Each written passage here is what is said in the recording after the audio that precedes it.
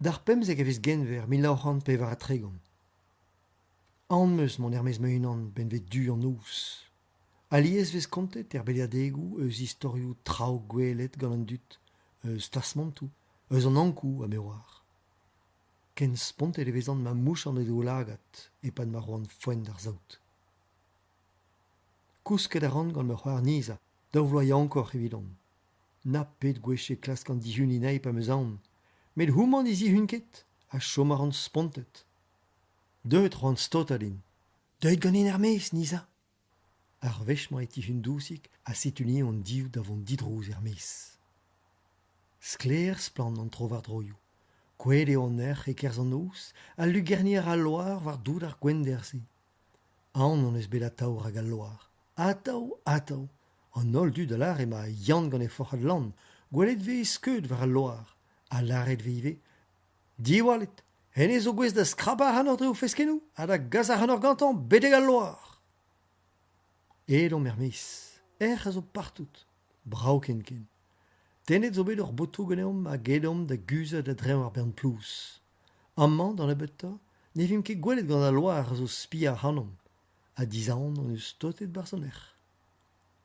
War l'er, ken dous, ken blot eo an er, mon eus touchet da fouret aneo, a setuni o tena an ivis hag o rulien er, a da asten an divrech evel ma oam Jesus Christ.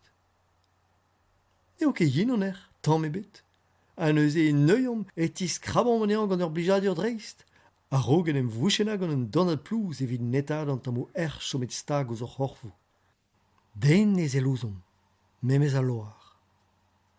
Distroet pazen a pazen d'ar ger, a da vont er gwele, didrous. A ni eo ton deom ma doue, a da gousket bremañ.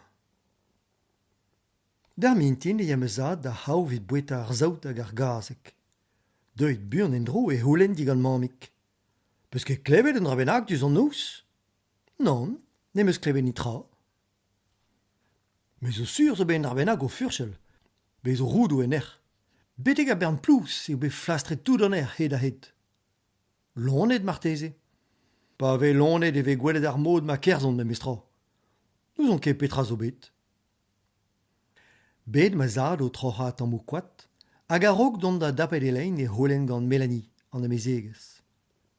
Neus bet den o skei ouz an nor dus an nous? Non, a respond Melanie, neus ket ben ni tra. Ma, nous on ket petra zo bet, met zuron zo ben en rabenag e kichen ar c'holog. Jammez n'en deus gouillet me zad piou en oa flastret an er.